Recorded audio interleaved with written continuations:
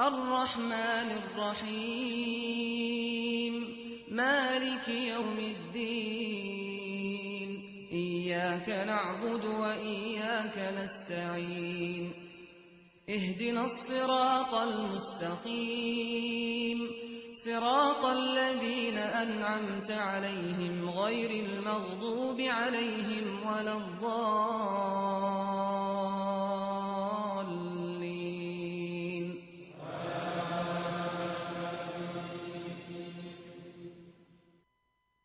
بسم الله الرحمن الرحيم ألف لام ميم ذلك الكتاب لا ريب فيه هدى للمتقين الذين يؤمنون بالغيب ويقيمون الصلاة ومما رزقناهم ينفقون والذين يؤمنون بما أنزل إليك وما أنزل من قبلك وبالآخرة هم يوقنون أولئك على هدى من ربهم وأولئك هم المفلحون إن الذين كفروا سواء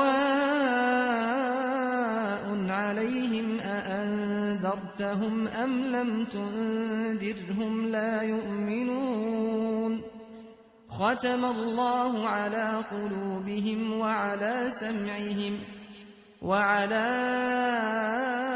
أبصارهم غشاوة ولهم عذاب عظيم ومن الناس من يقول آمنا بالله وباليوم الآخر وما هم بمؤمنين يخادعون الله والذين آمنوا وما يخدعون إلا أنفسهم وما يشعرون في قلوبهم مرض فزادهم الله مرضا ولهم عذاب أليم بما كانوا يكذبون وإذا قيل لهم لا تفسدوا في الأرض قالوا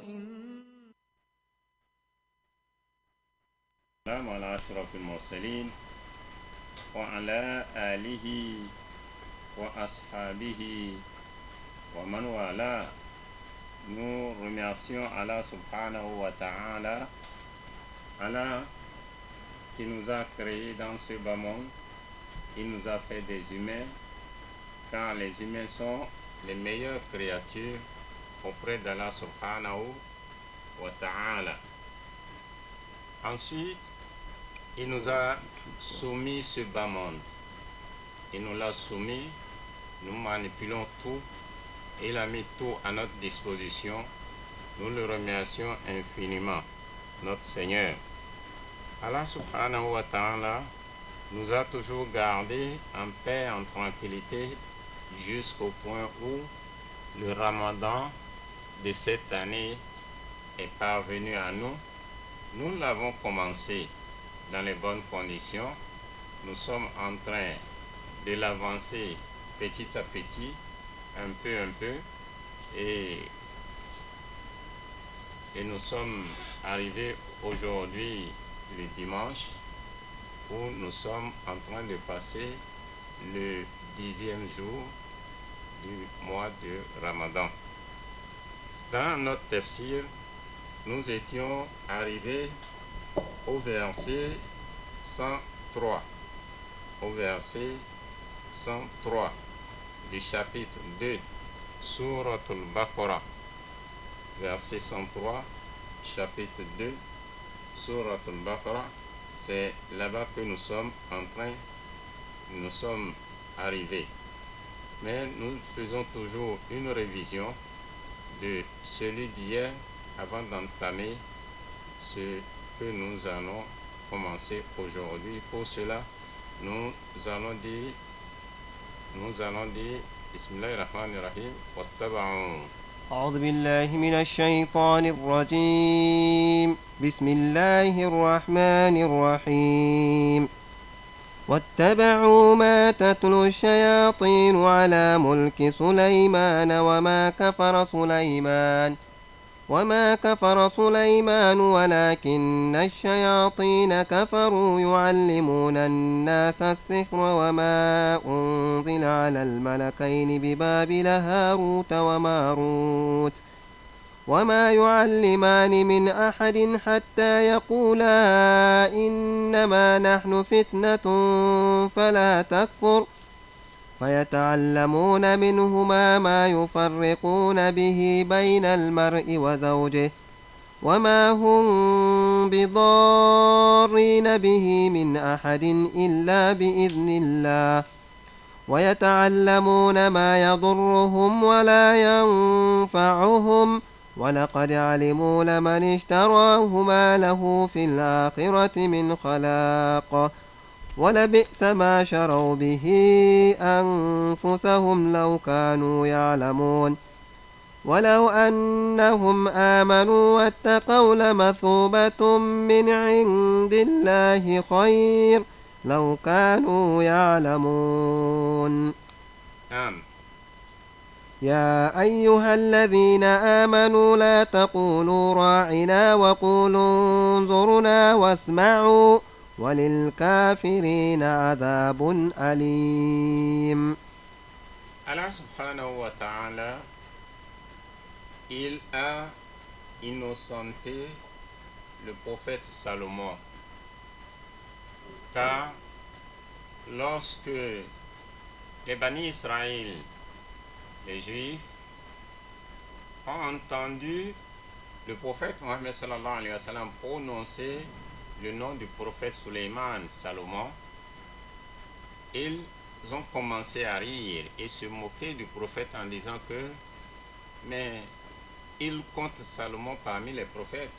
Salomon n'est pas prophète, il est magicien. Alors ce verset est descendu pour faire comprendre aux Bani Israël que Salomon c'est un prophète, ce n'est pas un magicien. Salomon, lorsqu'il régnait, il commandait plusieurs créatures, mais les démons avaient l'habitude de faire la magie et la sorcellerie, jusqu'au point où ils ont regroupé tout ça dans des livres. Et les gens disaient que les djinns, les démons connaissaient l'avenir. Et quand Salomon a su ça, Salomon a confisqué ces livres-là, il les a enterrés dans son palais. Mais à la mort de Salomon, les démons sont partis déterrer ces livres et ont montré aux gens que voilà ce que Salomon faisait. Il avait la magie, il avait tous ces secrets-là. C'est grâce à ça qu'il commandait tout le monde. Et ce verset est venu pour démentir ce que les Bani Israël disaient. Et on nous dit Walao annahum amanu wattaqaw. Si ces Bani Israël avaient cru et avaient craint Allah subhanahu wa ta'ala, la matoubatun min indillahi khayrun law kanu ya'lamun, que la récompense qui vient direct de la part d'Allah est meilleure s'ils savaient. Car tout ce que tu vas faire dans ta vie, il faut toujours penser et chercher la récompense, le remerciement et la gratitude de la part d'Allah. N'attends pas que celui à qui tu as fait du bien te récompense. N'attends même pas qu'il te dise merci. Car celui qui fait du bien, il a fait à lui-même. Les récompenses de ce bien-là vont te parvenir n'importe où que tu sois proche ou loin de celui à qui tu as fait ce bien, la récompense là viendra te parvenir. Si même tu es décédé, cette récompense, tes progénitures vont recevoir ces récompenses. Donc voilà là où nous étions arrivés hier et nous allons entamer celui d'aujourd'hui. ما يود الذين كفروا من أهل الكتاب ولا المشركين أن ينزل عليكم من خير من ربكم والله يختص برحمته من يشاء والله ذو الفضل العظيم. يا أيها الذين آمنوا لا تقولوا راعنا وقولوا انظرنا واسمعوا وللكافرين عذاب أليم. ما يود الذين كفروا من أهل الكتاب ولا المشركين أن ينزل عليكم من خير من ربكم والله يختص برحمته من يشاء والله ذو الفضل العظيم. Naam. Allah subhanahu wa ta'ala interpelle les croyants en disant Ya ayyuha allazina amanu, ô vous les croyants, la taqulu, ne dites pas ra'ina, mais dites plutôt undurna. Pourquoi ce verset? Les Juifs ont l'habitude de prononcer ra'ina. Alors les croyants croyaient que c'était un mot qui est bien. Allah a fait descendre ce verset pour leur montrer que les Juifs se moquent de vous. Quand ils vous disent ra'ina, ils se moquent de vous. Donc ne répétez pas ce mot-là, dites plutôt undurna. C'est ça qui est bon pour vous. Donc, c'est la réponse à leur moquerie, à leur allégation de prendre des gens comme des gens inutiles et sans avenir, que signifie ra'inan. Alors, Allah a fait descendre ce verset pour faire comprendre aux croyants que ces gens-là qui vous disent de dire ra'ina et ra'ina, ils sont en train de se moquer de vous. Dites plutôt undurna, écoutez-le bien. Undurna signifie écoutez-le bien. Vous les Juifs, écoutez bien le prophète Mohammed sallallahu alayhi wa sallam, car il est supérieur à vous et sa religion domine toutes les religions. Donc c'est ça la réponse que Allah a recommandé aux croyants de dire en guise de réponse à l'insulte que les Juifs leur envoyaient. Les mécréants sont voués à un châtiment douloureux. Voilà. Walil kafirina adabun alim, car ce sont les mécréants qui se moquaient des croyants. Et ensuite, ما يود الذين كفروا من أهل الكتاب ولا المشركين أن ينزل عليكم من خير من ربكم والله يختص برحمته من يشاء والله ذو الفضل العظيم. Les mécréants parmi les gens du livre et les polythéistes n'aiment pas que votre Seigneur vous accorde des bienfaits, mais Allah accorde sa grâce à qui il veut. À Allah appartient la faveur suprême. Donc, à travers ce verset, nous comprenons déjà qu'il y a une jalousie. Il y a une jalousie de la part des Juifs. Il y a une jalousie de la part des idolâtres. Ma yawaddu alladhina kafaru min ahli al-kitab wal-mushrikin.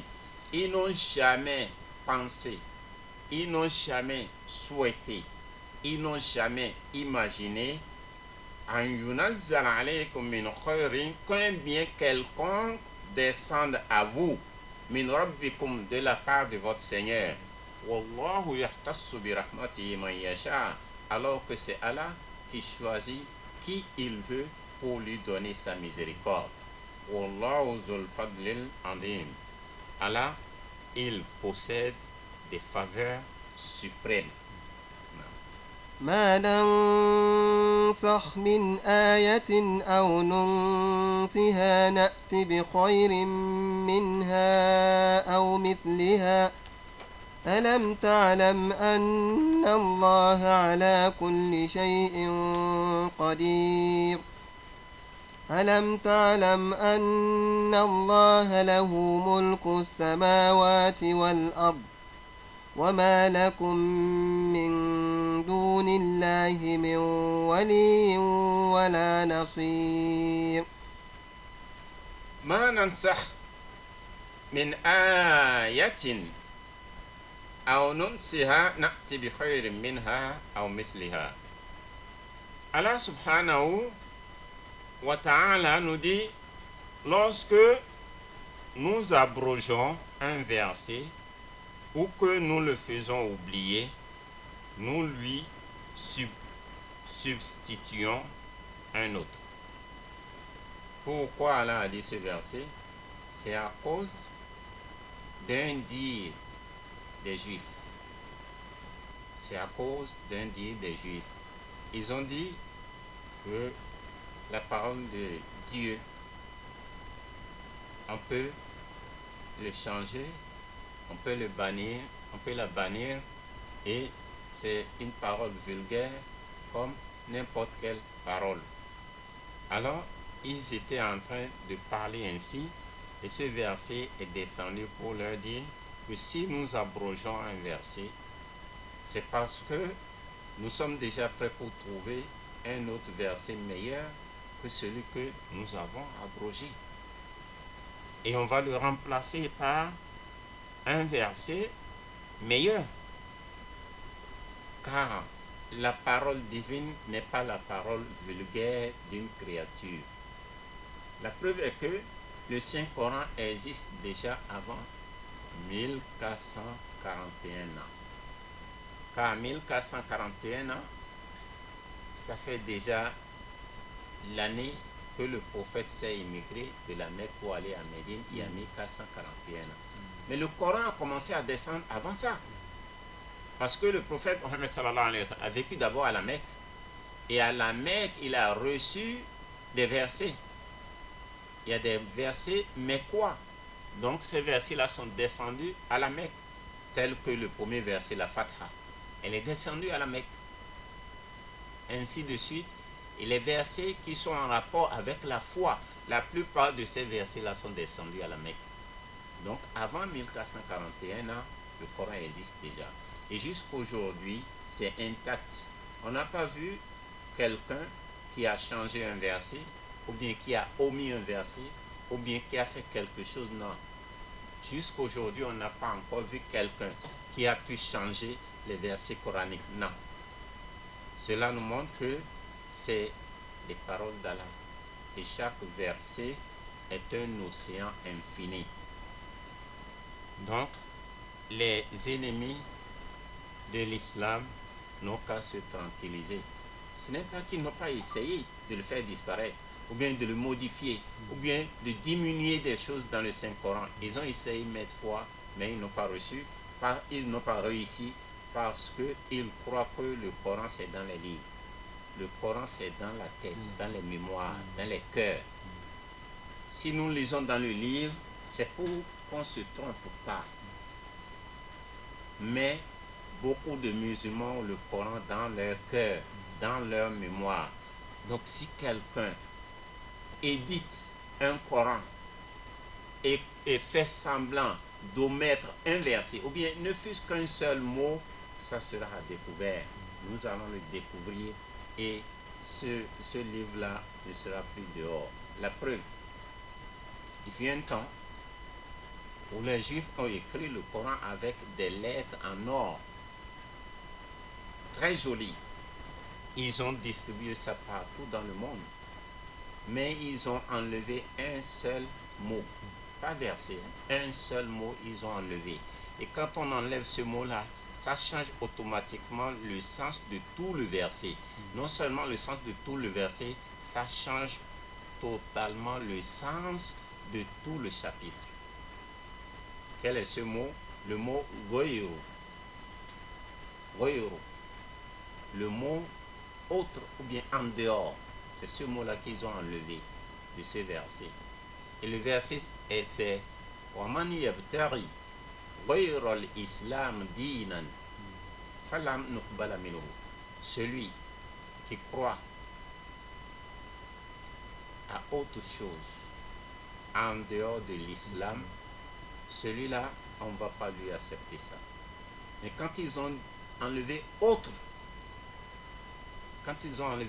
chose, alors la phrase devient celui qui croit en islam, nous n'allons pas lui accepter ça. Donc ça a changé tout le contexte, ça a changé tout le sens, ça a changé tous les versets et en même temps ça met en cause l'islam. C'est Goyrou seul qu'ils ont enlevé et ils ont distribué ce Coran. Un seul mot qu'ils ont enlevé du Saint-Coran, ils ont distribué ça partout. C'est un simple ouvrier, une simple personne. Il n'est pas un connaisseur, il n'est pas un riche, il n'est pas un grand responsable, non. C'est un simple ouvrier qui a vu ça. Parce que dans la tête, il y a le Coran au complet, dans notre tête. Donc quand quelqu'un est en train de lire dans le livre et il lit Waman yabtari el-Islam dina, en même temps, ça a changé le sens. Et celui qui est à côté de lui et qui a le Coran dans sa tête, il va savoir que là, tu as sauté un mot. Il y a quelque chose qui ne va pas. Il manque un mot là. Et c'est là où on a découvert la stratégie des ennemis de l'islam. Et tout le Coran a été racheté. On a tout brûlé. Cheikh Mansour, si vous regardez rien que les voyelles là. Oui. Si par exemple on dit Ghaïra, tu dis Oui. Ghaïri. Oui, ça change en même Ça temps. change. Et ça sonne mal dans l'oreille. Cela montre que le Coran est dans le cœur et dans la tête, ce n'est pas dans les livres. Nos ennemis croient que le Coran est dans le livre et en changeant ce qui est dans le livre, non. C'est la grâce que Allah a donnée au prophète Mohammed sallallahu alayhi wa sallam. Il y a eu 104 livres qui ont été révélés sur terre.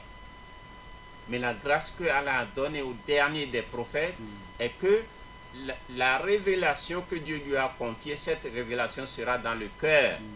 Tous les autres livres n'ont pas été mémorisés dans le Saint-Coran, dans la tête.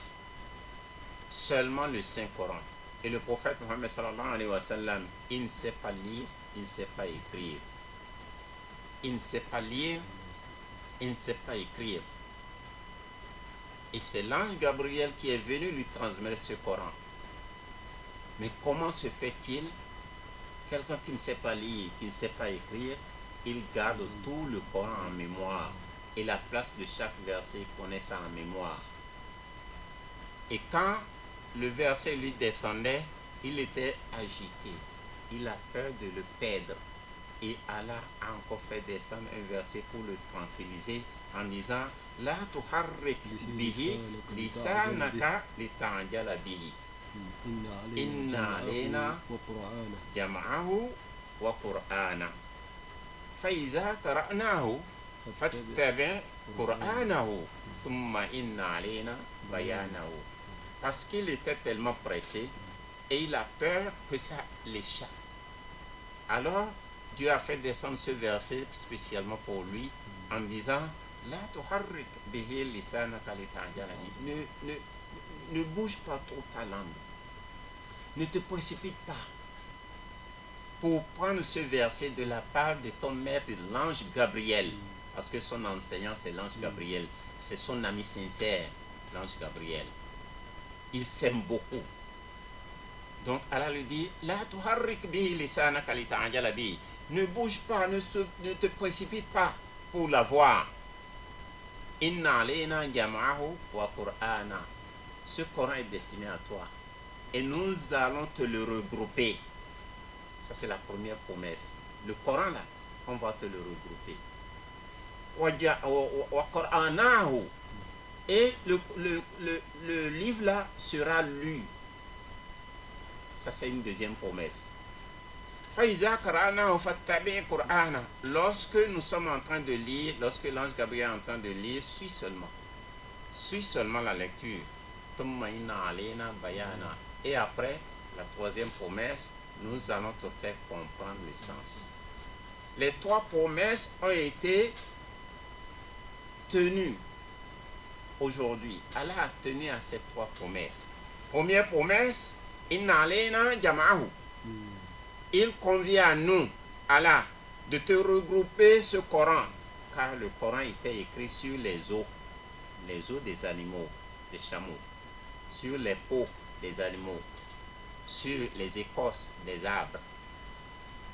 Les versets coraniques étaient écrits dans ces choses-là, éparpillés.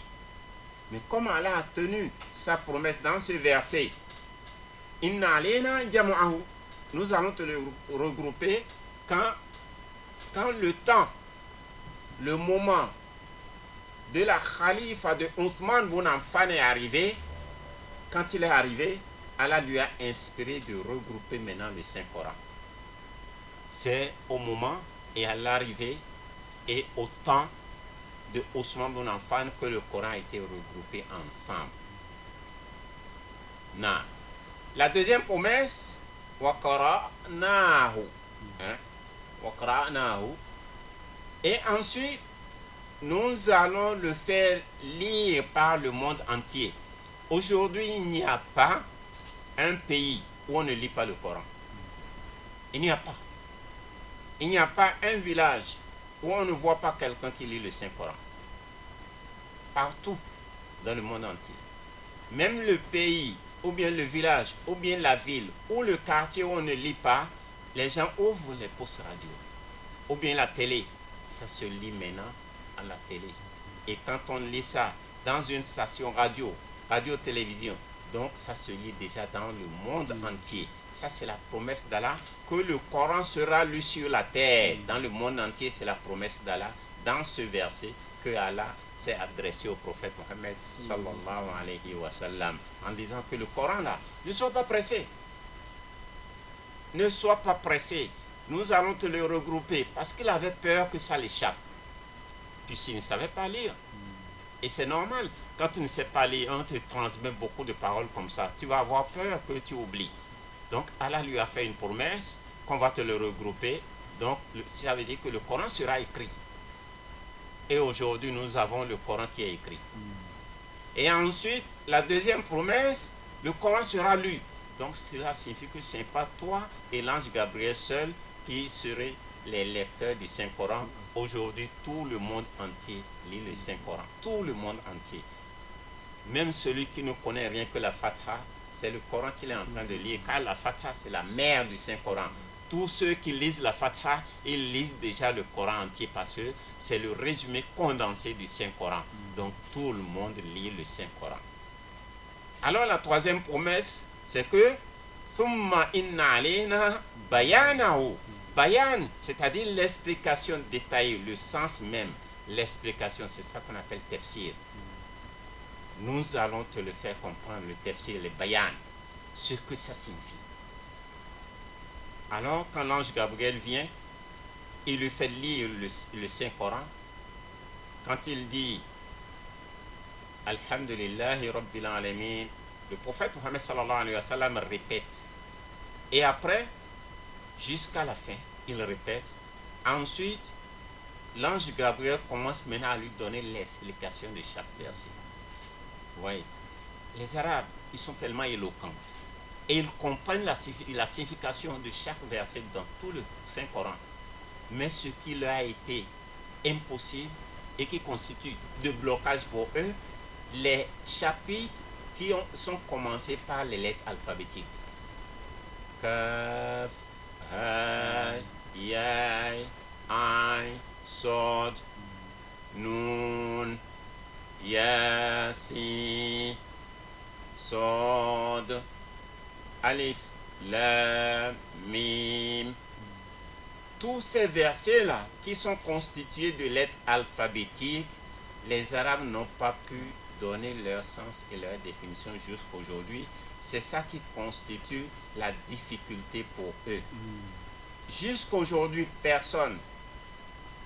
Et le premier qui est descendu, c'est Kaf, Hay, Yai, Ain, Sod. 5 lettres alphabétiques parmi les sourates qui commencent toujours par les lettres alphabétiques. Le premier à descendre, c'est Kaf, Hay, Yai, Ain, Sod. 5 lettres. Et quand l'ange Gabriel commence, il lui dit Kaf. Qu'est-ce que le prophète dit? Le prophète dit Arif. Je connais ça. Hay. Le prophète ne répète pas Hay. Il dit je connais ça. Yai. Il ne répète pas Yai. Le prophète dit je connais jusqu'au 5e lettre. Pourquoi? Parce que Allah subhanahu wa ta'ala, dans son mystère absolu, a déjà enseigné la compréhension de ces 5 lettres au prophète Mohammed sallallahu alayhi wa sallam, mais Dieu ne lui a pas donné l'ordre de divulguer. C'est ça qui fait que le Coran est resté un miracle jusqu'aujourd'hui. Quelle qu'en soit la définition, quelle qu'en soit l'exégèse que tu peux donner au Saint-Coran, dans ce niveau-là, tu es bloqué. Et les Arabes aussi sont bloqués.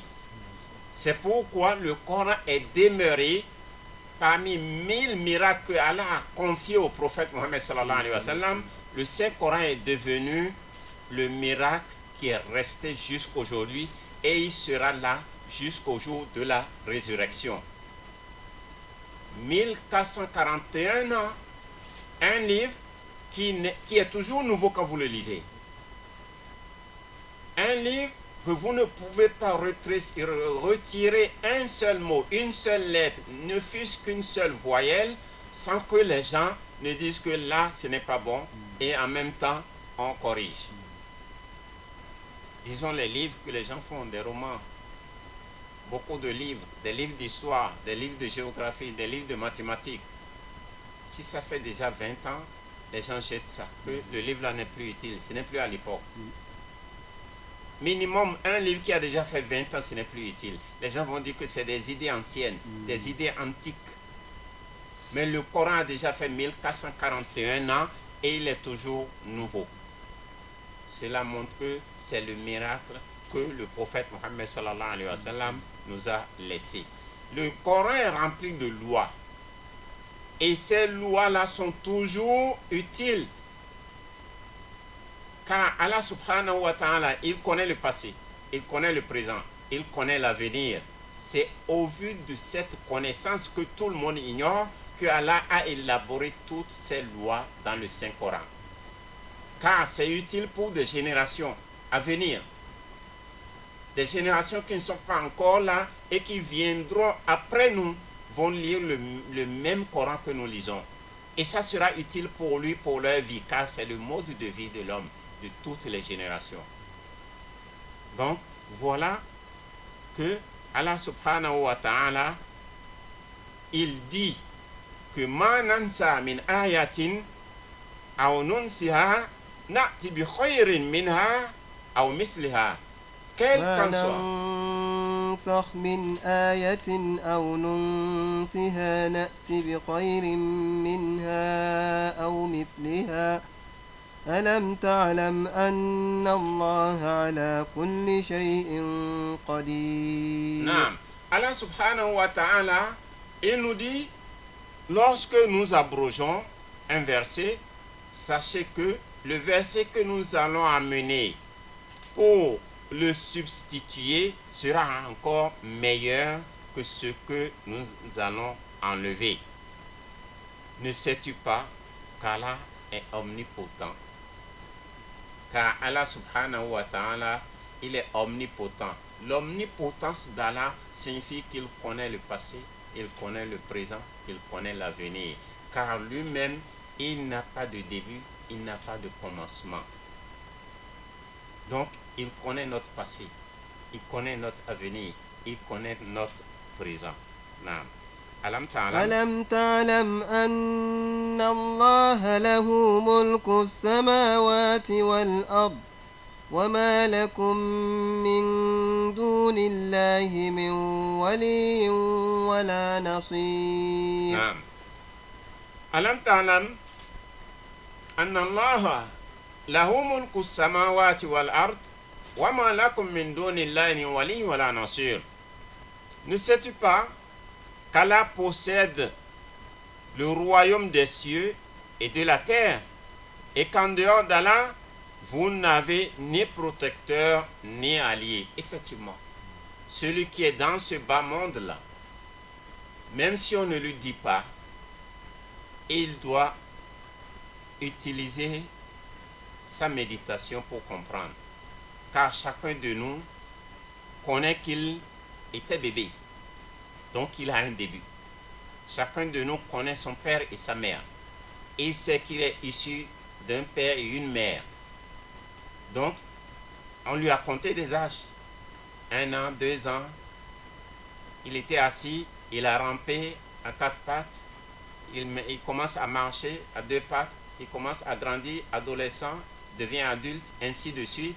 Donc, nous avons un début et nous avons connu une évolution.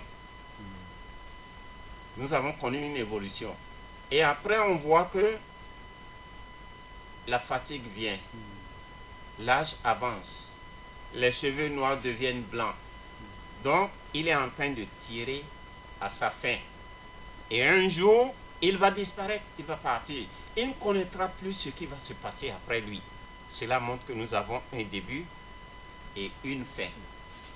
Et ce qui est miraculeux auprès de l'homme est que l'homme naît, il grandit, il devient vieux, 2e âge, 3e âge, ainsi de suite. Mais ce qu'on remarque chez l'homme est que il veut encore redevenir petit bébé. Il a toujours envie. Il était bébé, il a grandi, il veut encore redevenir petit. Au fond, il faut qu'on lui pose la question, qu'est-ce qu'il cherche? C'est ce bas monde qui est fait ainsi. Il n'y a pas quelqu'un qui n'a pas envie de redevenir bébé et qu'on le prenne, qu'on l'allaite. Mais au fond, qu'est-ce que l'homme cherche? Observe l'homme. Il travaille. Mais comment il travaille? Il dépense sa santé pour chercher de l'argent. On travaille pour trouver l'argent, non? Oui. Il dépense cette santé-là pour accumuler de l'argent. Et s'il réussit à accumuler, à avoir cette richesse-là, qu'est-ce qu'il fait après? Il dépense encore cette richesse-là pour chercher la santé qu'il avait déployée. Au fond, qu'est-ce qu'il cherche? Tu as dépensé ta santé pour regrouper l'argent. Tu dépenses maintenant le même argent pour rechercher encore la santé. Qu'est-ce que cherche l'homme? C'est dunya, c'est le bas monde qui est ainsi. L'homme, si tu vois comment il vit comme s'il ne va jamais mourir. Il vit comme s'il ne va jamais mourir. Alors, que cherche l'homme? C'est pourquoi Allah subhanahu wa ta'ala, il se décrit à nous en parlant au prophète Mohammed sallallahu alayhi wa sallam. Et comme le prophète est notre interlocuteur, il dit Alam ta'alam anna Allah lahu mulku samawati wal ard wa ma lakum min dunillahi min waliyyin wa la nasir. Ne sais-tu pas que la royauté appartient à Allah? La royauté des 7 cieux et de la terre appartient à Allah. Papa, les enfants ont peur de lui parce qu'il est papa. Mais il arrive un temps où papa n'a plus la force et les enfants n'auront plus peur de lui. Donc la royauté n'est pas chez papa. La puissance que papa avait, la force, l'énergie physique qu'il avait, ça a commencé à disparaître quand papa est rentré dans le 3e âge. La richesse que papa avait, il n'arrive plus à contrôler cette richesse quand il commence à rentrer dans le 3e âge. S'il a la chance, la richesse là sera encore là. Mais beaucoup perdent déjà leur richesse avant de mourir. Donc tout ceci montre que le pouvoir, la force de papa est en train de disparaître. C'est seulement la force d'Allah qui ne disparaît jamais. Donc la royauté appartient à Allah. C'est lui qui possède le royaume des cieux et de la terre. Naam. Et vous n'avez ni protecteur, ni secoureur en dehors d'Allah. Il n'y a pas. Parce que quand on était petit, quand on a peur de quelque chose, on court pour aller se réfugier chez maman ou bien chez papa. Mais il arrive un moment où tu ne pourras plus. Parce que papa n'est plus là. Maman n'est plus là. Tu vas courir vers qui maintenant? Il faut déjà aller vers Allah subhanahu wa ta'ala. Car quand nous étions petits, on croit que papa et maman sont nos dieux. Mais c'est en grandissant et grâce au papa et aux mamans qu'on comprend qu'il y a un Dieu suprême qui existe et qui détient la royauté des cieux et de la terre, et c'est vers lui qu'il faut aller. Non. أم تريدون أن تسألوا رسولكم كما سئل موسى من قبل ومن يتبدل الكفر بالإيمان فقد ضل سواء السبيل. نعم. Allah subhanahu wa ta'ala, à travers le prophète Mohammed sallallahu alayhi wa sallam, s'adresse aux idolâtres, aux infidèles. Il dit Am turiduna an tas'alu rasulakum kama su'ila Musa min qabl wa man yatabaddal al-kufra bil iman faqad dalla sawa'a sabil. Ce verset, le verset 108 de la sourate al-Baqarah, chapitre 2, ce verset est en train de s'adresser aux infidèles de la Mecque, les idolâtres de la Mecque, la famille du prophète Mohammed sallallahu alayhi wa sallam. Allah leur dit, voulez-vous poser des questions? Voulez-vous poser des questions à votre messager comme les autres ont posé des questions bizarres à Moïse? Donc, les idolâtres de la Mecque,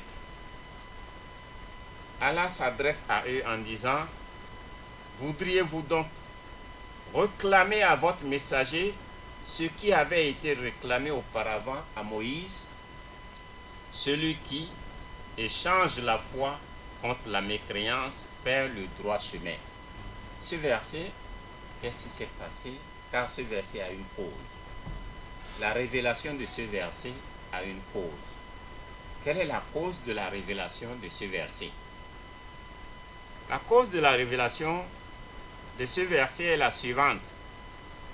Les habitants de la Mecque, Ahlul Makkah, ijtama'u wa ataw ila rasulillahi sallallahu alayhi wa sallam wa qalu lahu. Les habitants de la Mecque se sont regroupés et ils sont partis chez l'envoyé d'Allah, paix et bénédiction d'Allah sur lui, et lui ont dit, Iza ajabta, Iza ahbabta, an nu'mina bika, fawassi' lana aradi Makkah. Ils lui ont dit, si tu veux qu'on croit à toi et à ton message là, nous allons te poser des conditions. Quelles sont les conditions? Il y a 4 conditions.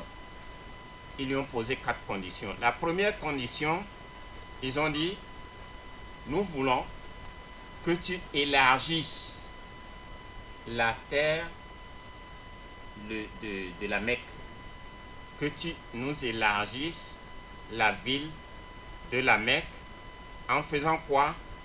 En déplaçant les montagnes qui encombrent la Mecque. Alors tu les déplaces, tu les enlèves pour qu'on puisse avoir la bonne terre pour faire des plantations. C'est la première condition qu'ils ont posée au prophète Mohammed sallallahu alayhi wa sallam. Tu déplaces toutes les montagnes de la Mecque et nous allons avoir une bonne terre comme la savane pour pouvoir bien planter et faire des plantations. La deuxième condition, ils ont dit وَتَجْعَلُ لَنَا الصَّفَا ذَهَبًا. La deuxième condition est que la montagne de Sofa là, tu la transformes en or pour nous. C'est ça la deuxième condition. La montagne de Sofa que nous montons là-dessus lors du pèlerinage là, tu la transformes en or. C'est ça la deuxième condition. La troisième condition, wa tab'ath lana qasyan bun kilab jadduna nushawiruhu ala al-iman bika. La troisième condition est que tu nous fais revenir notre aïeul qui s'appelle Qasyan bun Kilab. C'est notre aïeul. Il est mort depuis. Tu le fais revenir et nous allons lui proposer de croire en toi. C'est ça la troisième condition qu'ils ont posée. Et la quatrième condition est la suivante. وَتَأْتِينَا بِالْمَلَائِكَةِ فَيَشْهَدُونَ لَكَ أَنَّكَ نَبِيٌّ. Et la quatrième condition, tu nous fais venir les anges. Et les anges devant nous vont témoigner que tu es vraiment un prophète. Voilà les 4 conditions que les habitants de la Mecque se sont regroupés pour aller voir le prophète Mohammed sallallahu alayhi wa sallam. Donc, il faut qu'on comprenne que la tâche qui a été confiée aux prophètes et aux messagers n'a pas été facile. Ils ont beaucoup souffert pour nous. Ils ont beaucoup souffert pour nous. Quel est le prédicateur à qui quelqu'un va lui dire ça aujourd'hui, il ne va pas se fâcher? Nous, les prédicateurs, que nous prêchons sans patience. Regardez ce que les prophètes ont enduré, les messagers ont enduré. Et les messagers, ce ne sont pas eux qui sont partis voir Allah pour être messagers. Ils n'ont pas demandé à Allah de les faire messagers et prophètes. C'est Allah qui les a choisis. Il les a d'abord fait prophètes, ensuite il les a fait messagers. Et Allah leur a confié des miracles pour convaincre. Les miracles que Allah leur a confiés, c'est pour convaincre que effectivement ce que tu dis, c'est vrai, parce que tu as fait du miracle. Et ça ne se limite pas là. Allah leur a encore confié des livres dans lesquels ils puisent la parole divine pour leur transmettre. Malgré cela, regardez ce que les prophètes et les messagers ont vécu. Ceux chez qui Dieu les a envoyés, ils se sont regroupés, ils sont venus le voir pour lui dire, nous allons croire en toi sur 4 conditions. Et imaginez les conditions qu'il pose. De débarrasser la Mecque de toutes les montagnes pour que la terre soit ferme et fertile maintenant pour qu'ils fassent les plantations. Quelqu'un peut soulever une montagne. Et ils ont demandé comme deuxième condition l'une des montagnes là qui s'appelle Sofa, la montagne sur laquelle Hagar est montée. Et la montagne sur laquelle nous montons quand on part faire le pèlerinage, de transformer l'une de ces montagnes là qui s'appelle Sofa, de la transformer en or. Regardez l'altitude d'une montagne. Regardez la circonférence d'une montagne, la largeur, la vasteté et le poids d'une montagne. Ils veulent que ce soit de l'or. Et c'est la condition que les gens posent. Et la troisième condition, ils disent notre aïeul, qui est mort depuis des milliers d'années, dis-lui de revenir. Et là maintenant, on va se concerter avec lui pour qu'il croie en toi. C'est ça la troisième condition. Rien que des conditions impossibles. Et la quatrième condition, fait venir les anges. Pour que devant nous, les anges là viennent témoigner que tu es prophète. Ils veulent voir les anges. Est-ce que n'importe qui peut voir un ange? Donc, alors, quand ils ont fait ça au prophète Mohammed sallallahu alayhi wa sallam, qu'est-ce qui s'est passé? Allah a fait descendre ce verset. أم تريدون أن تسألوا رسولكم كما سئل موسى من قبل ومن يتبدل الكفر بالإيمان فقد ضل سواء السبيل. Alors, Quand ils ont fait cela, ils ont posé les 4 conditions. Allah a fait descendre ce verset, car chaque fois que les gens partent voir le prophète Mohammed sallallahu alayhi wa sallam pour lui poser des conditions pareilles, le prophète ne dit rien. Même si c'est des questions qu'on vient lui poser, il ne dit rien. Cela montre que rien ne vient de sa propre vouloir, sa propre volonté. Quand ils viennent, le prophète les regarde comme ça sans rien dire. Et c'est l'ange Gabriel qui descend avec la réponse de la part d'Allah. Il descend de la part d'Allah avec la réponse. Et ces gens-là sont assis devant le prophète Mohammed sallallahu alayhi wa sallam. Et l'ange Gabriel transmet la parole d'Allah devant eux au prophète Mohammed sallallahu alayhi wa sallam. Mais ces gens-là ne voient pas l'ange. C'est le prophète seul qui voit l'ange Gabriel. Mais quand on observe, quand les compagnons observent très bien le prophète Mohammed sallallahu alayhi wa sallam, et dans la situation, dans son tempérament, ils savent déjà qu'il est en train de recevoir la révélation. Car la révélation fait partie des choses qui lui sont difficiles quand il les reçoit. Ses yeux rougissent, il transpire. Il est dans un autre tempérament. Il n'est plus avec vous. Il est en train de recevoir la parole divine. Alors la réponse est ce verset, le verset 108, où Allah subhanahu wa ta'ala a dit Am turiduna.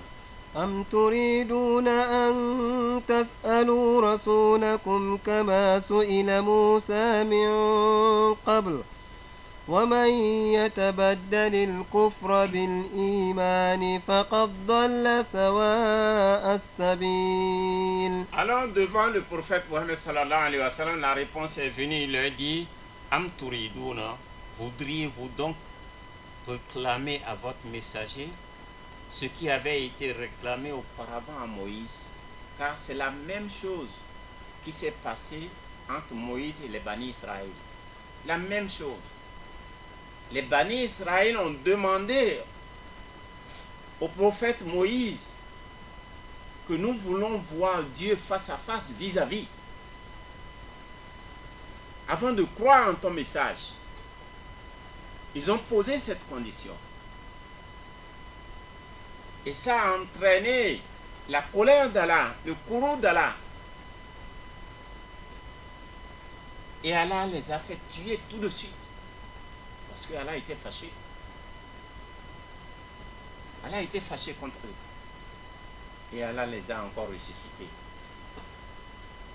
Donc, c'est en faisant référence au peuple juif qui ont posé cette condition à Moïse que Allah est en train de leur poser la question, voudriez-vous donc réclamer à votre messager, le prophète Mohammed sallallahu alayhi wa sallam, ce qui avait été réclamé auparavant à Moïse? Alors Allah leur dit, celui qui échange la foi contre la mécréance perd le droit chemin. Non. ود كثير من أهل الكتاب لو يردونكم من بعد إيمانكم كفارا حسدا من عند أنفسهم من بعد ما تبين لهم الحق فاعفوا واصفحوا حتى يأتي الله بأمره إن الله على كل شيء قدير. نعم. أم تريدون أن تسألوا رسولكم كما سئل موسى من قبل. نعم.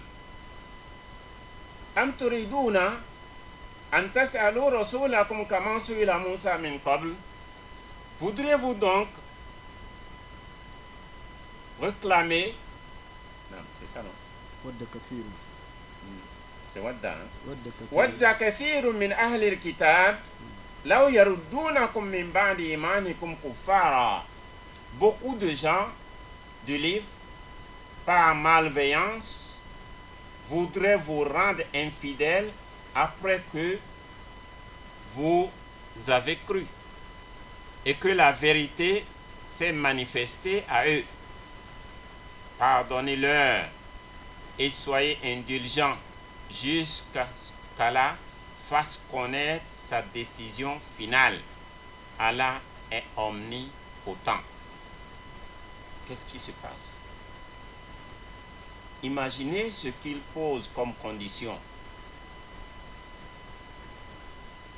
Il pose ces conditions-là et eux-mêmes ils savent déjà que c'est impossible de débarrasser la Mecque des montagnes, de transformer une montagne en or. C'est impossible de faire venir un ange pour qu'il témoigne devant tout le monde. C'est impossible de faire venir celui qui est mort. C'est impossible pour nous, mais pas impossible pour Allah. Mais qu'est-ce qu'ils veulent? Allah leur dit ici, Wadda kathirun min ahli al-kitab law yaruddunakum min ba'di imanikum kuffara hasadan min indi anfusihim. Que beaucoup de gens du livre, par malveillance, voudraient vous rendre infidèles après que vous avez cru. Donc, ils veulent que vous redeveniez des infidèles parce qu'ils sont jaloux du fait que vous soyez guidés. Car la plupart de ceux-là qui embêtent les prophètes, ils connaissent la vérité, ils ne veulent pas la suivre. Et en même temps, Hasadan, ils sont jaloux du fait que vous ayez la parole divine. Vous soyez sur le chemin droit parce que tous les livres antérieurs les ont prévenus. Donc, il s'agit d'un problème de jalousie ici. Il voudrait le faire d'une manière jalouse. Min indi anfusihim. Et que ça vient d'eux-mêmes. Ça vient d'eux-mêmes. Ça veut dire la jalousie là vient d'eux. Ils sont jaloux. Tous les Bani Israël là, ils n'ont pas accepté par jalousie. Et la jalousie est la pire des maladies. Ça fait partie des maladies du cœur, la jalousie. Et la maladie de l'âme. Et ces maladies-là n'ont pas de médicaments ni dans les pharmacies, ni dans les hôpitaux. La guérison de ces maladies-là, c'est la spiritualité. C'est de se plonger dans l'adoration. C'est le Coran qui guérit ces maladies-là. Car il y a un savant qui dit A'toitu kulla nasi min nafsi rida illa al-hasuda fa innahu ayani. J'ai réussi à satisfaire tous les gens, sauf le jaloux qui me fait de la peine. Tu ne peux pas satisfaire le jaloux. Celui qui est jaloux de toi, tu ne peux pas le satisfaire. Tout ce que tu vas lui donner, il va prendre, mais il ne sera jamais content de toi à cause de cette jalousie. Ma inna li dhanban ilayhi alimtuhu illa tadahuru ni'mati rahmani. Je ne lui ai fait aucun tort que je sache, sinon de jouir des faveurs que Allah le clément m'a accordées. Allah m'a accordé des faveurs, je jouis de ces faveurs et il n'est pas content. Wa abba fama yurdihi illa zillati wa dhihabi amwali wa qat'i lisani. Rien ne le satisfait sinon de me voir humilié, réduit à l'indulgence et au mutisme. Donc, parmi les pires maladies, il y a la jalousie. Donc, c'est la jalousie qui prend ces gens-là. C'est pourquoi ils ne veulent pas accepter. Ils connaissent très bien la vérité. Qu'Allah nous en préserve. Qu'Allah nous éloigne de la jalousie. Non. ودك واقي Non, allez-y. ود كثير من أهل الكتاب لو يردونكم من بعد إيمانكم كفارا حسدا من عند أنفسهم من بعد ما تبين لهم الحق فاعفوا واصفحوا حتى يأتي الله بأمره إن الله على كل شيء قدير. Non. Donc, ce qui s'est passé, beaucoup de gens du livre, par malveillance, par jalousie, voudraient vous rendre infidèles après que vous avez cru. Et que la vérité s'est manifestée en eux. Ils connaissent bien la vérité. Mais par jalousie, ils veulent vous enlever votre foi sincère. Qu'est-ce que Allah nous recommande? Pardonnez-leur. Il faut les pardonner. Si les gens sont jaloux de toi à cause de la faveur que Allah t'a accordée, pardonne-le. Car la jalousie s'attaque à celui qui est jaloux. La jalousie s'attaque à celui qui est jaloux. Et le mal que le jaloux te fait retourne sur lui. C'est bien dit, car il y a une histoire. Un roi. Ce roi, dans son royaume, il y a un connaisseur, un grand savant, qui est proche du roi. Le roi l'aime, le roi l'apprécie. Donc pour aller chez le roi, il n'a pas besoin de l'audience. Mais il a une parole comme conseil qu'il donnait au roi. Souvent quand il part chez le roi, et en public, il disait au roi, « Oh, honorable,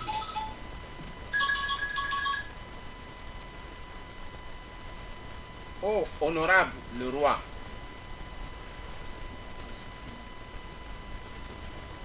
honorable le roi,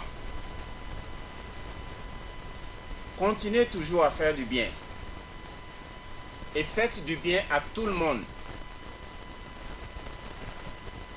Mais pour celui qui est méchant envers vous, sachez que sa méchanceté va se retourner contre lui. Pour celui qui sera méchant envers vous, sachez que sa méchanceté se retournera contre lui. C'est ce que le savant, le connaisseur a l'habitude de dire au roi comme conseil. Il le répète souvent, régulièrement. Mais les gens sont jaloux de ce connaisseur, ce savant-là. Jusqu'au point où, parmi ceux qui sont jaloux, quelqu'un est parti voir le roi pour lui dire que ce savant t'insulte. Le roi lui a dit, il m'insulte comment? Il dit que tu as une bouche qui sent mauvais. Il a dit ça au roi. Et le roi a dit, mais comment je vais savoir qu'il le fait? Et le monsieur a dit, s'il vient chez toi, tu verras qu'il va prendre la main pour boucher sa bouche et son nez. Alors, qu'est-ce qui s'est passé? Quand le roi a compris, le roi veut vérifier si c'est vraiment ce qu'il fait. Le roi a envoyé la même personne appeler le savant là. Qu'est-ce que le savant jaloux, qu'est-ce que l'homme jaloux a fait? Il est parti inviter ce savant chez lui. Il lui a donné la nourriture, ils ont mangé ensemble. Mais dans cette nourriture, ils ont mis beaucoup de l'ail et beaucoup d'oignons. Quand ils ont fini de manger, alors il a dit, ah oh, j'ai oublié. Le roi a besoin de toi tout de suite, tout de suite.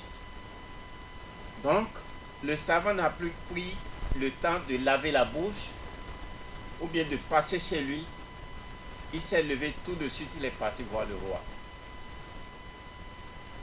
il a prononcé la même parole. Oh, monsieur le roi, honorable, sa majesté, continue toujours à faire le bien que tu es en train de faire. Mais pour celui qui te fait du mal, le mal qu'il a fait va toujours retourner contre lui. Alors, comme c'est l'habitude qu'il a, son habitude, le roi, ça n'a rien fait sur le roi. Et le roi lui a dit, approche-toi de moi. Quand le roi lui a dit ça, il a pris son vêtement pour couvrir sa bouche, pour se rapprocher du roi. Là, le roi a compris qu'effectivement, il m'insulte et dit que ma bouche sent. Le roi était tellement fâché et le roi a pris une écritoire pour écrire. Et d'habitude, quand le roi écrit, c'est pour faire un don d'une bonne chose. Il a écrit la lettre, il a bien fermé, il a remis ça au même savant. Mais qu'est-ce qu'il a écrit dedans? Il a dit, le porteur de cette lettre vers toi, tu le tues. Et tu remplis son ventre de paille. Tu vois?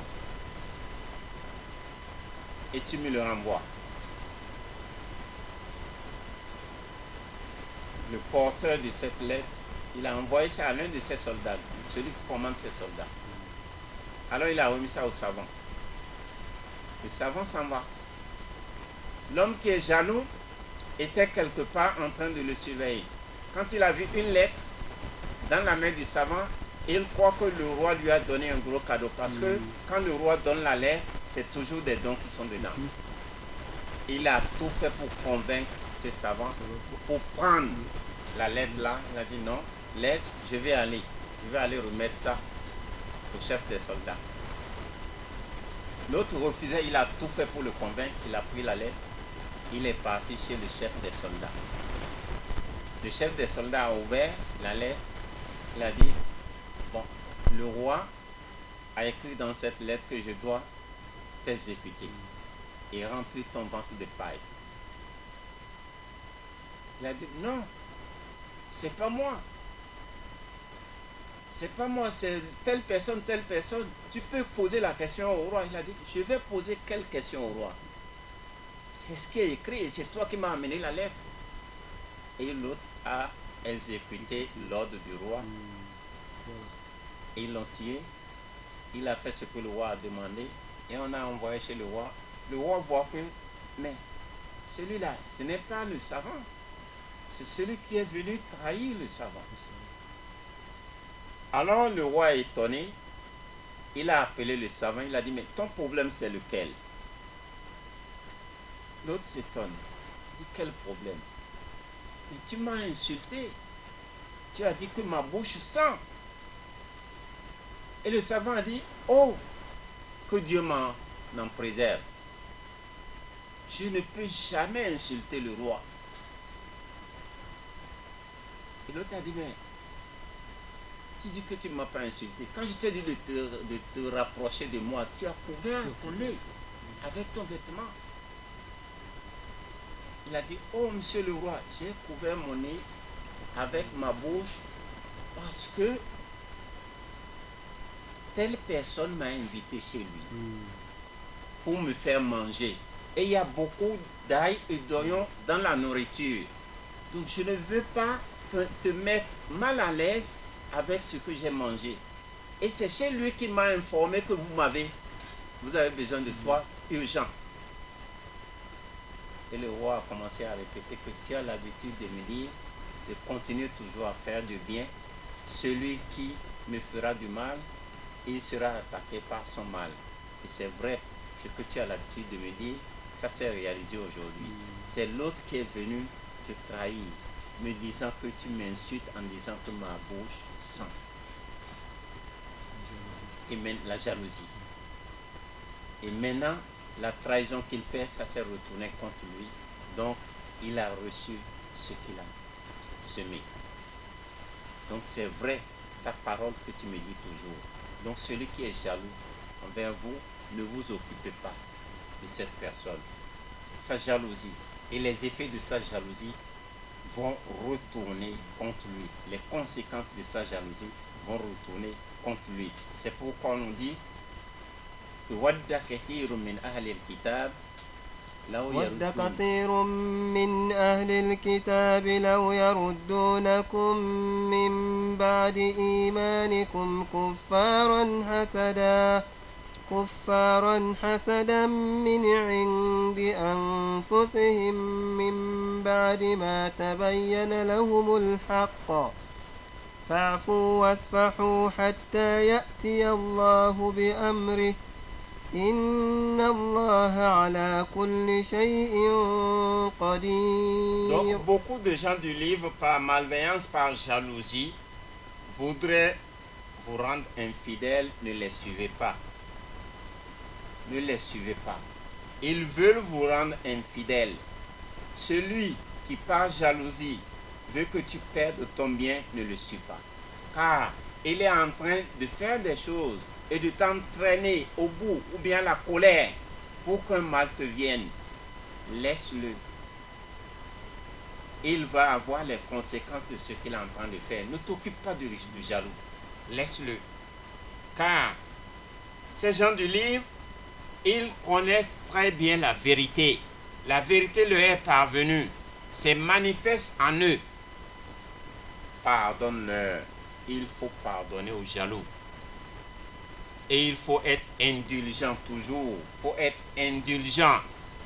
Soyons patients envers les gens qui sont jaloux envers nous. Il faut les laisser. Le jaloux n'est pas tranquille. Parce que sa jalousie, c'est dans son cœur. Ça le ronge. Toutefois qu'il te voit dans ce bonheur-là, il n'est pas tranquille. Jusqu'à ce qu'Allah fasse connaître sa décision. La décision finale. Et Allah est omnipotent. Allah voit ce qu'ils ont dans le cœur et entend tout ce qu'ils sont en train de faire en cachette. وأقيموا الصلاة وآتوا الزكاة وما تقدموا لأنفسكم من خير تجدوه عند الله إن الله بما تعملون بصير. Naam. Dans le verset 10, Allah subhanahu wa ta'ala nous fait des recommandations. Quelles recommandations? Waqimu sola, accomplissez la prière rituelle. Wa atu zakat, et acquittez l'aumône légale. La prière rituelle, c'est un pilier de l'islam. L'aumône légale aussi, c'est un pilier de l'islam. C'est impératif pour nous. Nous devons le faire obligatoirement.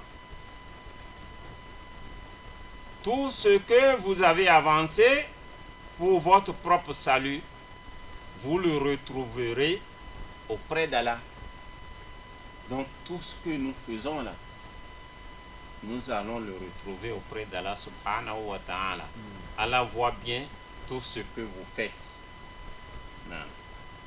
وقالوا لن يدخل الجنة إلا من كان هودا أو نصارى تلك أمانيهم قل هاتوا برهانكم إن كنتم صادقين. وقالوا لن يدخل الجنة إلا من كان هودا أو نصارى تلك أمانيهم قل هاتوا برهانكم إن كنتم صادقين. Les gens du livre affirment. Qu'est-ce qu'ils affirment?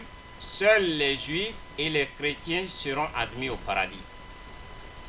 C'est ce qu'ils disent. Tel est leur rêve. Dis-leur, apportez votre preuve si vous êtes véridique. Non. بلى من أسلم وجهه لله وهو محسن فله أجره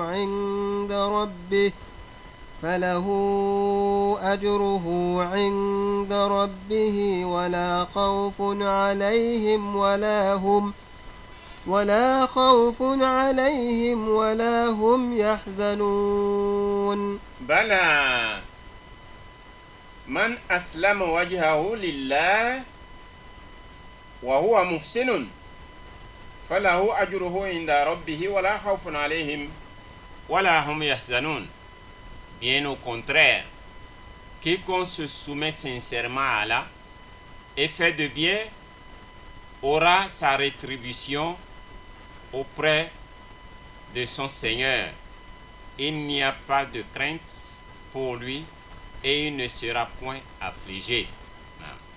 وقالت اليهود ليست النصارى على شيء وقالت النصارى ليست اليهود على شيء وهم يتلون الكتاب كذلك قال الذين لا يعلمون مثل قولهم فالله يحكم بينهم يوم القيامة فيما كانوا فيه يختلفون. نعم.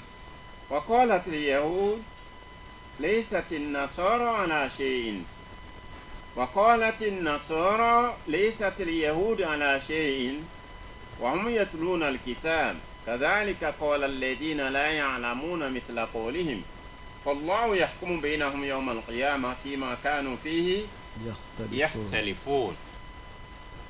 La foi des chrétiens est sans fondement, affirment les juifs. La foi des juifs est sans fondement, rétorquent les chrétiens, alors que les uns et les autres récitent les Écritures. Ceux qui ne savent rien disent la même chose, ainsi que ceux qui ignoraient le livre. Allah tranchera leurs différends le jour de la résurrection. Donc, tout ce qui se dit par toutes les confessions, le jour de la résurrection, Allah va le trancher, Inch'Allah. ومن أظلم ممن منع مساجد الله أن يذكر فيها اسمه وسعى في خرابها أولئك ما كان لهم أن يدخلوها إلا خائفين لهم في الدنيا خزي ولهم في الآخرة عذاب عظيم. ومن أظلم ممن منع مساجد الله أن يذكر فيها اسمه وسعى في خرابها أولئك ما كان لهم أن يدخلوها إلا خائفين لهم في الدنيا خزي ولهم في الآخرة عذاب عظيم. Dans le verset 114, on nous dit, y a-t-il plus injuste que celui qui s'oppose à l'invocation d'Allah dans ses mosquées et qui œuvre à leur destruction? Ceux-là ne devraient y pénétrer que tremblants de peur. Ils seront couverts de honte dans la vie d'ici-bas et soumis dans la vie de l'au-delà à un tourment terrible. ولله المشرق والمغرب فأينما تولوا فثم وجه الله إن الله واسع عليم. ولله المشرق والمغرب فأينما تولوا فثم وجه الله إن الله واسع عليم. Allah est le maître de l'Orient et de l'Occident. Où que vous tournez, vous êtes en face d'Allah. Allah est immense et omniscient. L'Orient et l'Occident sont des lieux et des devantures. L'Orient, dans l'Orient nous avons l'Est et dans l'Occident nous avons l'Ouest. Donc le lever du soleil c'est l'Orient le couchant, c'est l'Occident. Que tu fasses face à l'Orient ou à l'Occident, sache que Allah subhanahu wa ta'ala est toujours en train de te voir. Alors, où que vous faites, ou bien vous vous tourniez, sachez que vous êtes en face d'Allah. Allah est immense et omniscient. Non. وقالوا اتخذ الله ولدا سبحانه بل له ما في السماوات والأرض كل له قانتون وقالوا اتخذ الله ولدا سبحانه بل له ما في السماوات والأرض كل له قانتون. Certains affirme qu'Allah s'est donné un fils. Oh non! Gloire à lui. À lui appartient tout ce qui est dans les cieux et sur terre. Tout lui est soumis. Car Allah subhanahu wa ta'ala, tout ce qui est dans les cieux et la terre appartient à Allah. Allah n'a pas besoin d'avoir un enfant. Si nous attribuons un enfant à Allah, automatiquement, nous lui attribuons une femme, une épouse. Et Allah n'en a pas besoin. Et si nous attribuons une épouse à Allah, nous le mettons à notre niveau, qui a besoin d'une créature féminine. Et quand on a besoin d'une créature féminine, c'est pour avoir quoi? Avoir envie de s'accoupler. Donc nous avons ramené Allah subhanahu wa ta'ala à notre niveau très bas. Nous avons donné à Allah une faculté de jouissance, d'avoir besoin d'une créature féminine. Personne n'est égal à Allah. Allah n'a pas besoin de quelqu'un. Et Allah, il est suprême, il est supérieur à nous tous. Il n'a pas besoin d'être avec quelqu'un pour avoir un enfant. Donc, ici, dans le verset, on a Subhana, Subhanahu. Wa qalu takhadha walada, Subhanahu. وقالوا اتخذ الله ولدا سبحانه. Subhanahu là signifie gloire à Dieu. Il est au-dessus de ça. Faut pas ramener Allah subhanahu wa ta'ala à un niveau humain où les humains ont besoin d'une créature féminine et la créature féminine a besoin d'une créature masculine. Sans ça, il ne peut pas vivre. Parce qu'il a la faculté de jouissance. Il a besoin d'une jouissance. Allah est loin de ça. Allah est au-dessus de tout ça. C'est pourquoi, dans le verset, il y a Subhana, Allah, gloire à lui. Il n'a pas besoin de ça. On n'a pas besoin de le rabaisser. Car à lui appartient tout ce qui est dans les cieux et sur la terre. Tout lui est soumis. Naam. بديع السماوات والأرض وإذا قضى أمرا فإنما يقول له كن فيكون. Et ce verset nous décrit encore Allah subhanahu wa ta'ala en nous montrant sa force et ses qualificatifs. Badi'u samawati wal ard wa iza qada amran فَإِنَّمَا يَقُولُ لَهُ كُنْ فَيَكُنْ. Dans le verset 117, il est le créateur sans modèle préalable. Il est le créateur sans modèle préalable. Quand Allah veut créer Adam, il n'a pas pris le modèle quelque part. Il n'y avait pas une force,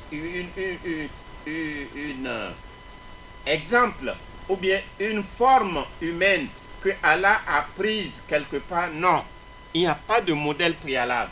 Quand Allah veut créer les oiseaux, il n'y a pas un modèle qu'il a pris quelque part. Quand il veut créer le caïman, il n'a pas pris un modèle quelque part. Donc il est créateur sans modèle préalable. Créateur des cieux et de la terre. Lorsqu'il décide d'une chose, il lui suffit de dire soit et la chose se fait. Donc Allah subhanahu wa ta'ala n'a pas besoin de faire comme nous. Un entrepreneur, quand il veut construire un château ou bien une villa, il a besoin de l'architecte. L'architecte, il va lui expliquer d'abord et puis l'architecte va faire le plan. Après, il a besoin du maçon, il a besoin de l'électricien, du plombier. Il a besoin d'un temps d'exécution des travaux. Et ça va prendre du temps. Il a besoin d'un certain nombre de camions de sable. Regardez comment ça prend du temps petit à petit. Des années avant qu'il ne finisse la villa. Mais Allah, quand il a besoin de quelque chose, il dit que kun fayakun, il suffit de dire soit. Et la chose se fait tout de suite dans une seconde. C'est ça la création d'Allah subhanahu wa ta'ala.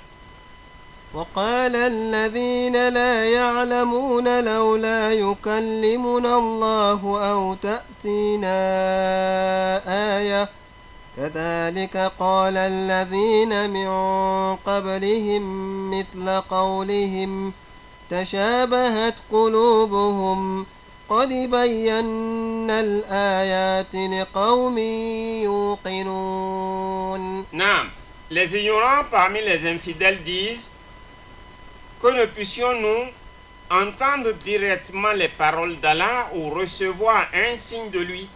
Eux, ils veulent recevoir directement, ils veulent entendre la parole.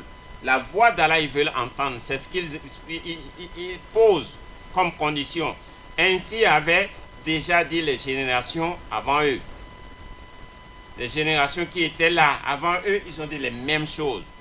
Tout ce qu'ils ont fait sur le prophète Mohammed sallallahu alayhi wa sallam, ils demandent sur le prophète Mohammed sallallahu alayhi wa sallam, les générations des autres prophètes tels que les gens de Moussa, ils ont posé les mêmes conditions, les mêmes embêtements, et qui avaient la même pensée, ils ont les mêmes pensées.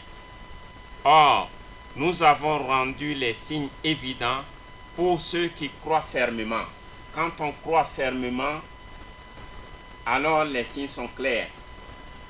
Car tous ces prophètes qui sont venus, ils ont transmis le même message. Les partisans, les générations de ces prophètes-là, les peuples de ces prophètes-là, eux-mêmes, ils ont assez embêté leurs prophètes. Ils ont posé les mêmes conditions. Car avec le prophète Mohammed sallallahu alayhi wa sallam, les idolâtres veulent entendre la voix d'Allah même. Puisque le prophète parle en arabe, les versets descendent en arabe. Ils veulent maintenant entendre Dieu même leur prononcer ces paroles-là. Comme les autres aussi ont fait, les Bani Israël. Et ils ont dit qu'ils veulent voir vis-à-vis en face Dieu avant qu'ils ne croient.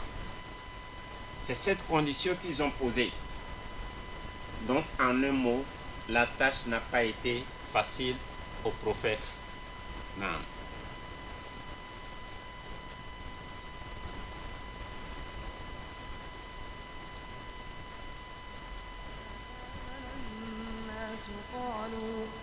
قالوا أنؤمن كما آمن السفهاء ألا إنهم هم السفهاء